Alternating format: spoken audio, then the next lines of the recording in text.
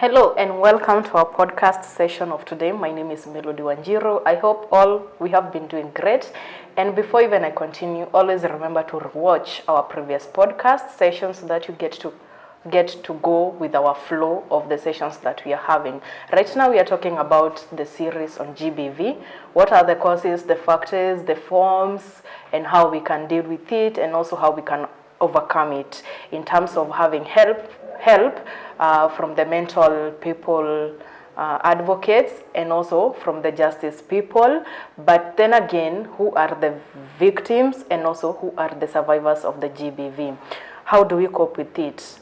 Before we continue, also allow me to say that you have to follow us on our socials, that is Maono Africa in every other social handles, and at Facebook, that is Maono Africa Center for Transformation. Leave a comment, share, and also like, and do not forget to recommend us on what you want us to talk about. Whom do you want us to bring on this podcast that is on board for us to get the help when it comes to discussion and whenever it comes to talking to you? Remember, you help us and we help you, because this is a platform where we get to talk. So today I have someone with me. I want her to introduce herself.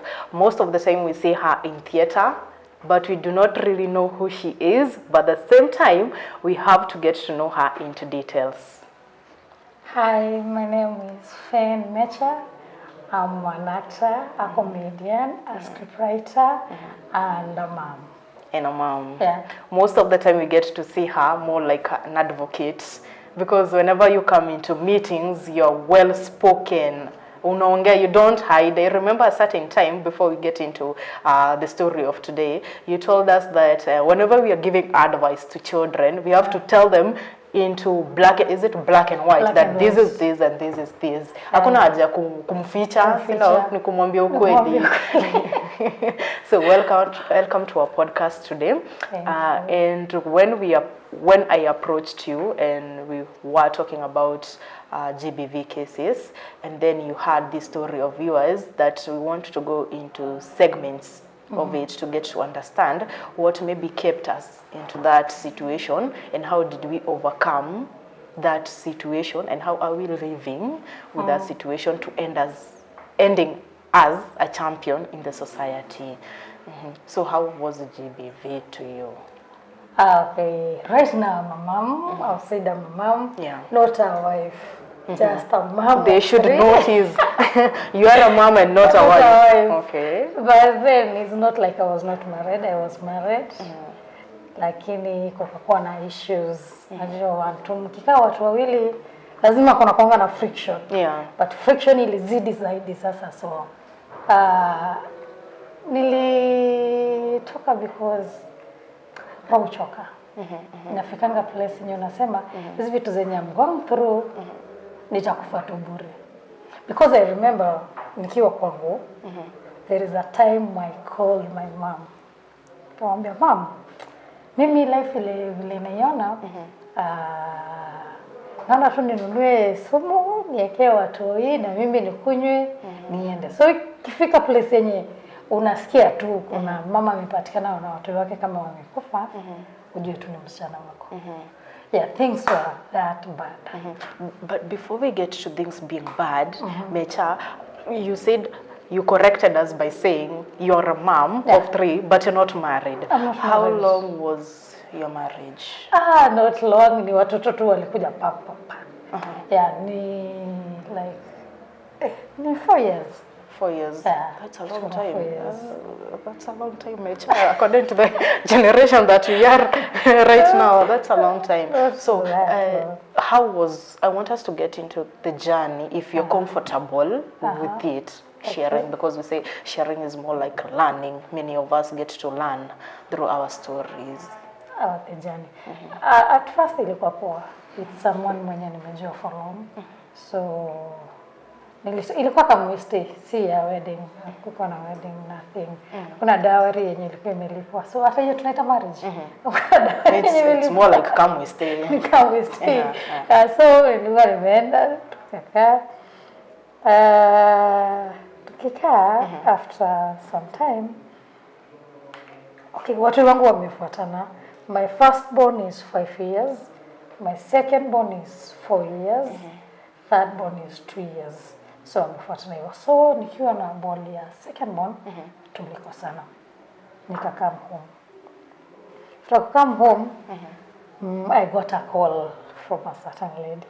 Ananiambia tu, unajua huyu jamaa will not mention the name. Unajua akona wife. Nikamuuliza wife, akaniambia So hiyo time ndo nilikuwa nimepanga ni rudi after deliver sasa my second born. So ndio nilikuwa tumeongea na yeye, ninataka kufanya nini kurudi kwangu. Nikamwambia sina copy. Akaniambia mimi ni bibi yake, what bla bla bla vitu mobo. So nikamwambia okay, kama wewe na yeye hiyo ni between wewe na yeye. Na akaniambia kuna ball. Nikamwambia hiyo ni responsibility yake, kama ball ni yake, it is responsibility, but again ukikuja kwa hiyo nyumba ulipata vitu zako hapo na ukaamua kukaa, so mwenyewe ameamua kwa nini kurudi. Nikarudi tu kichwa ngumu tu, sini kwangu. So nikarudi nikaenda tukakaa. Tena wakaanza kufuatana. Kukakuwa tena na issue. Third born kakaingia. Third born kuingia, sasa issue zikakuwa mingi. Tunakosana, tunatreatiana, tuongeleshani. Siko kwa angel. Juu pia mimi nilikuwa na hasira na kasirika. Tunaongeleshana vibaya. Inafika place ya tuongeleshani kabisa completely. So ni wewe ongea na mtu na yeye ongea na mtu hivyo. Mimi na yeye hakuna conversation. There is a time nilimfuata sasa. Before ako niekelea mkono sema alikuwa ananigonga nini. But sasa ilifikia place yenyewe anakuja kwa nyumba, anatoka anaenda kulala huko. So nikamkanga siku moja asubuhi. Sikuwa hata najua yule demu anakaa wapi. Nikatoka nikaenda kuzunguka kutafuta hiyo place ni wapi. Nikaangalia, nikasema hii nyumba inakaa familia, nishaiona kwa status, acha niende huko. Nikaenda, uzuri kuenda kuingia nikaona, nikaingia kwa plot, kwa hiyo plot nikamwona kama amekaa nje. Nikaanza kugombana, kuongea baya nini akatoka.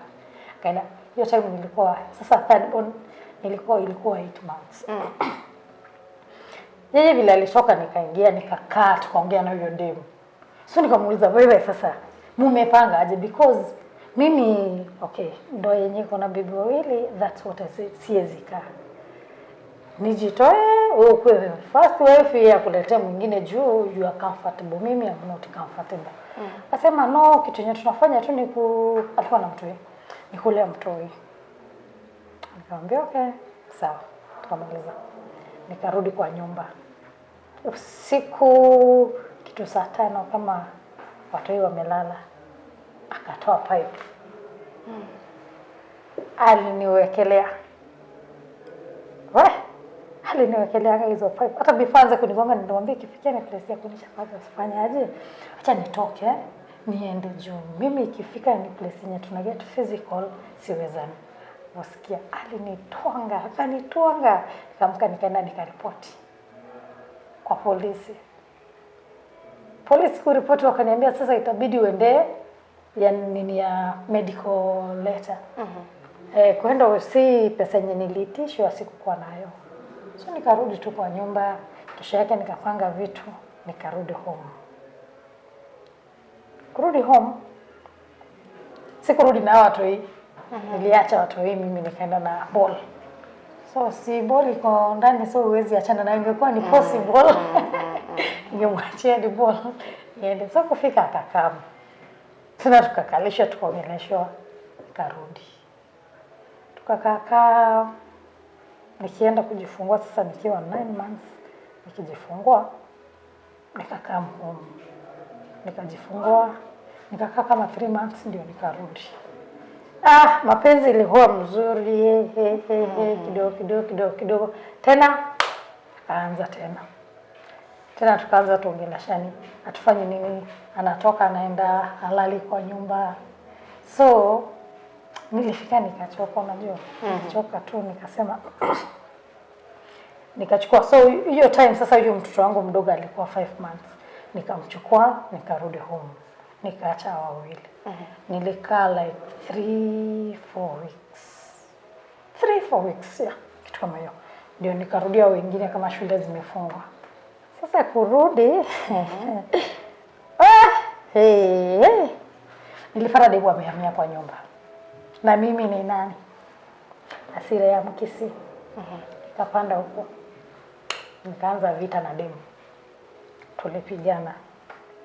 Kupigana demu akampigia simu. Akamwambia Fena amekuja kunipiga. Akakuja. Niliundwa. Niliwekelewa. So nakumbuka tulienda kwa balcony. Nibaka kama akamwambia usimgonge. Akasema so vile alikuwa anataka nila na kusukuma hivi na kwa third floor na alikuwa hapo hivyo. So ni kama alikuwa anajaribu anisukume nianguke. What? Yeah. So majirani ndio wakakaa akaacha nika call my mom, kaongea na yeye. Mwambia kama imekatana usimpige. Usimwekelee mkono. Mwacha ingie achukue vitu zake aende. So kwa vitu zenye nilikuwa nimebaya nikasema hizi hata nitolea, so nikaingia nikazichukua. Hizo vitu zingine zote akanirushia nje.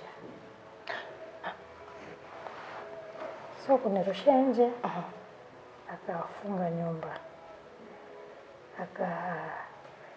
Akaambia watu twende niwabaie chipo. Kaboika akakataa, akamwambia mimi nenda na mama yangu. Ndio akashika kasichana mkono wakaenda wakabai chipo. Wakarudi yakaenda. So nakumbuka kulianza kunyesha. So tumesimama tu hapo tukinyeshewa. Tukasimama hapo mbele duka tukanyesha. Nikaisha nikatafuta mtu wa motorbike. Tukafika stage tukapanda gari. Na hivyo. Wow. So from hapo ilikuwa 2021. Hadi sasa. Mimi niko tu na swali because I guess watu wengine tunakuanga vichwa ngumu. The moment that someone is violent, like amekuhit, because hiyo naweza identify kama IPV, that is intimate partner violence, because you were already in marriage, like una mse mwenye mna deal na yeye as my husband. The first amekuhit the first time, the second time, and the third time, but you still come back. What were the factors zenye zilikuwa zinafanya you come back in as much as you're passing through the physical violence? Okay, kama kesi yangu sikuwa na job. Na hizi sometimes unajua story na acting, kuna seasons, kuna low seasons na high seasons. So sometimes unaweza enda for long bila project yenye unafanya. So unaangalia uko na watu wengi, hauna job, yeye ndiye sole provider. Unajiambia okay, nikitoka naanzia wapi? Hao watu wengi watakula nini, watavaa nini? So nasema juu ya watu wengi, acha nifanye nini, acha nikapa. Juu pia ujui kama ukitoka atakusupport ama atakusupport. So pia hiyo fear ya nitamanage aje na hao watu wengi. Na pia hiyo time unaona huyu ni 5 months, mwingine alikuwa hiyo time alikuwa 2 years na mwingine ni 3 years. So unajiambia hata hao watoto nitawachanga wapi ndio niende kutafuta hata kama ni kibarua. Unaona hiyo ni mzigo. So at least yeye unaona wewe ukiwa kwa hiyo ndoa at least wewe umebaki na watu wengi. Yeye amefanya nini? Ameenda. So unaona at least kuna mtu anaangalia watu wengi ambaye ni wewe na yeye anaenda kufanya nini? Kutafuta. Basi sasa ikikuwa ni wewe na hao watu wengi, so lazima utafute vile utawaacha ndio uende kutafuta. Sometimes unaenda utafute ukose ya kulipa hata hiyo daycare maybe per day ni so per kid. So unahitaji 300. So ukiangalia hustle yako lazima ikuwe more than hiyo ya daycare. Juu pia lazima ubebe food yenye utawaachia. Na lazima wanunulie snacks tu watoto wengine kwa daycare wako na snacks. So ukipiga hizo vitu zote unasema acha nikae maybe atachange. Maybe vile watu wao wanakuwa na yatabadilika. Yeah. So ilikuwa ni kazi, hauna job. And then maybe judgment kutoka kwa community. Judgment, yeah. Like unajua kukuwa na watu watatu alafu uko single. Yeah. Mimi nakumbuka nilikuwa natoka na watu wangu. Mtu ananiuliza, "Gai, hawa watoto wote ni wako?" Wow. Si uko na watoto wengi. So niko zile ni watatu tu. Eti nyinyi sasa mnasumbua mama yenu nyinyi wote. So pia unaona unaweza tumbe kwambia hawa watoto wote. Alafu sasa achana na yao watoto wote, at least kama wako na baba. Sasa ni uko single. So ni ile ya umezalia kwenu hao watoto wote. Kwani huko unajua kuna protection. So kuna hiyo pia hiyo judgment ya community na kufanya una lose nini yako self esteem. Allow me to go back kidogo. If you allow me. Kuna hii point yenye like it has come to like I'm experiencing the worst. Una experience the worst. Were there other friends, because most of the time tunatenda kuangalia to our friends, we talk to our friends in as much as we have parents. Like did you have people whom you are working with? Ama uliamua ni hii ni mzigo yangu na ni yangu na kufa nayo? Kwa jani nitasema nikiwa kwangu sikukuwa na friends. Maybe ni baba mwonge na yeye pia yeye amegongwa na bwana huko, so anakuencourage usitoke. Uwezi acha mwanamke mwingine nyumba yako. So pia unajiambia mimi hata mimi nilichapwa lakini sitoki. Kama mkipatana watu kama hao, so hata kitu wangu wanasema ni normal. Kumbe si mimi tu na experience, so kugongwa kwa ndo ni normal. Kumbe mwanaume kuenda huko nje alale ku abuse nini verbally, emotionally, it's normal. So inafikanga place yenyewe una take like a normal. Watu wengine wanapitia. So mbona mimi nikuwe different? After kutoka ndio nilipatana na mabeshte.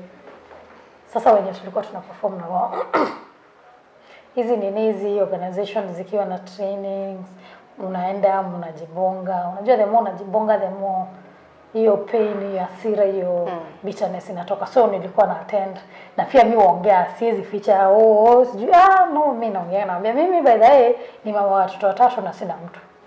Yes. So hiyo kubonga vile ilikufanyikia inaku-release na muende perform plays, uandike. Mimi napendanga scripting. So unaweza kaa chini ni script nini unapata at least akili na relieved.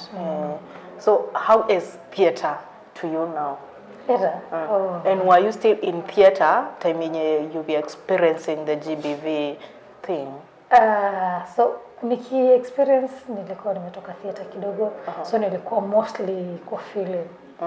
Yeah. But saizi so unafanya ya community, natoka tuna perform.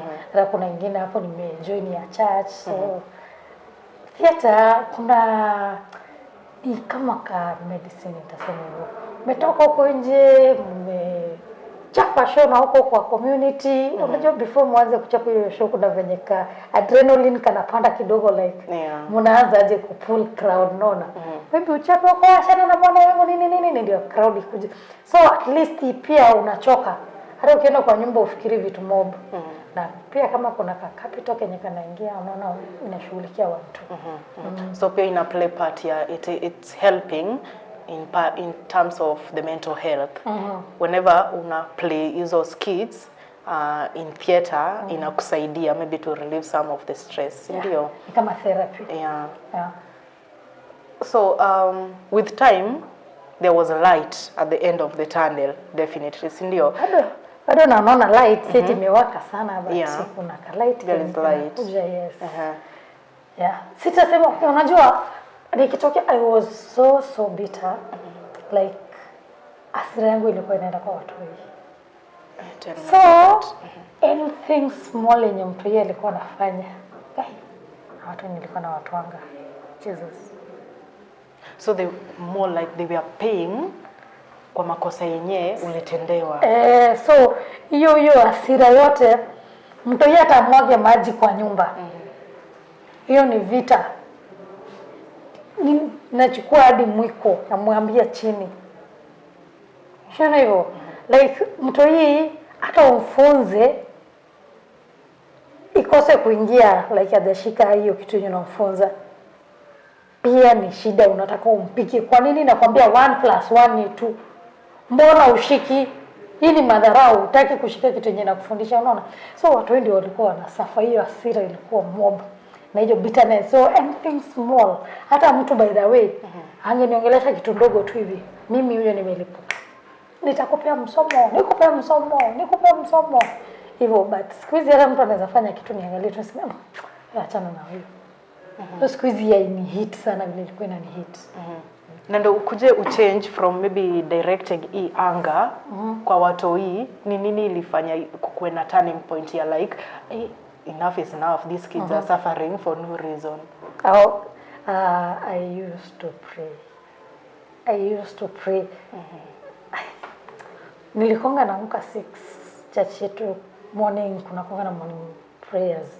Si mahubiri, ni wewe tunaenda na Mungu wako unajiombea. So nilikonga naamka morning naenda church. I used to pray. Na at first ilikuwa maombi ya bitterness. Mungu na walani, wasikuwe na peace, wakose amani, wapigane kwa So the other couple, hiyo couple ingine sasa hiyo ni maombi ya. Hiyo maombi sasa Lawama iwafikie. Sijui nini. Wakosane, wapigane, warushane kutoka plot. Anger. So our God is an amazing listener and an amazing father, I can say. Because unajua mimi naweza kama kwako nikuelezea vitu zingine utanijudge. Utoka hapo uende waambie rafiki yako mwingine, unasikia vile mecha anasema. Sijui anaombea huyu nini. Huyu hata hawezi barikiwa. Unaona vile wako na roho chafu. But God, you angalia what you are going through. Now he walks you through that journey. Okay, at first yes, utaanza kuomba hivyo ya bitterness. So inafika place yenye sasa auombe au watu wengine. Kitu yenye unaomba tu ni God heal me. God set me free. Hasira yenye niko nayo kwa watu, Mungu niiondolee. So the more naendelea hivyo, the more inatoka. Sitasema eti imeisha kabisa, sometimes I get triggered, but I'm on that journey, to heal completely. And we work with you. If it means like the mental health help, we get people to walk the journey through with you, because umesema yes there is light but hujaiona kabisa. Yes. Na pia nime get to notice that the legal part also is a mess when it comes to helping the GBV victims. Juu according to your story haukupata help. Na tena kwenda hosi, they are not like listening to you, all they want ni kibill tu. Lazima ulipe ndio kuandikia hiyo lesson ndio kupeleke huko. So unaona mtu mwenye ametwangwa maybe hata akakatwa mkono, ataenda report, but ataambiwa fanya nini? Toi ya kuandika nini, ya kuandika letter. Hauna hiyo pesa, so itabidi tu umekanyagia chini juu utafanya aje. So I want us to have that moment, like 30 seconds or 1 minute, who face, don't know to face which camera, and talk to someone out there in the community, because some of the cases is a GBV, most of the cases is a GBV, people don't talk. Ni vitu tunakanyangia. Si umesema like kama umetwangwa, umeenda hosi, hujapata help au hujapata justice yoyote, at the end of it all unakanyangia juu hauna usaidizi, si ndio? So utuambie maybe someone hapo kwa community ame lose that hope na ajui what to do, and you are here and you are confident talking about your story, unaweza muambia nini? Now that you are using also theater as a way of communication. Okay, sometimes it's not about kama uko na kazi ama una. Kuna mama wenye wako married hapo nje, wako na kazi but wako na fear ya watu watasema aje, nikitoka kwa hii marriage itakuwa aje. So wanaenda kwa eka hizi vitu ndani hata hawezi speak. Maybe unafanya kazi nyingine fiti sana, unalipwa poa, so unaona nikiongea si watu watanijudge. But the more unaiweka ndani, siku moja italipuka. Ndio unasikia mama alichukua dawa akaua watu hii, akaua bwana. Ama mama amehaya huko hitman na akaua huyu mwanaume na akaua mpango wa kando. So before ifikie hapo, learn to speak. Tafuta mtu kama ni leader kwa church, kama we ni Muslims, utafuta hapo kwa church, kwa mosque wako. Kuna organization pia zenye ziko hapo kusikiza. You talk, the more you speak, hiyo kitu inakutoka, hiyo pain inakutoka. And if it's not working, kindly pack your things and leave. Si lazima ukuwe na kazi. Mimi nilitoka bila kazi. And I'm very thankful for my mom and my parents. Wamekuwa there for me, my siblings. Stand with me kwa journey. Mimi naishi kwetu. And I'm not ashamed kusema mimi naishi kwetu. Naishi kwetu na ile time yenye nitatoka. But at the moment niko kwetu. Sitajiua, sitakaa kwa mwanaume, ndio nifurahishe community. Ndio niko in the name ako married. Hiyo itakusaidia. Ukijinyonga itakusaidia. Utakuwa umeenda. Ukigonga mtu hii umalize, utaenda prison in the name of uko kwa marriage. If it's not working, toka. Ikifika mahali mnapigana, mtadungana tu kisu. Inaanzanga na kofi. Next inaenda kiboko. Siku nyingine ni kisu, mtabebeshana mdungane. So haina haja. Isifikie hapo kwa death. Kama unaweza pata mtu mwenye anaweza kushika mkono utoke, toka. Kuna parents, kuna siblings, kuna friends, kuna watu wenye wako there na people will talk. People will judge you. But at the end of the day, it's your life. It's not their life. It's you. It's you is living that life. Usiishi maisha ya kufurahisha mbogi huku nje na wewe ndio unaumia. Mabeshte wamekutembelea, wanaona uko kwako, wanafikiria uko fiti, ndio pia useme unaona kwangu bwana nanunua maziwa, friji imejaa. Sikenye utakufa hiyo friji itaendelea kujaa na mwanamke mwingine atakuja endelee kuishi hapo. Asante. So imekuwa podcast so amazing because it's a living story. It's a story, si story yenye tumescript. Sindio? It's something yenye you have passed through and you have overcome it. You are a survivor, sindio? Allow me to refer you as one, as a survivor, because you're doing great in theater and you're that champion who have been talking to many through that art.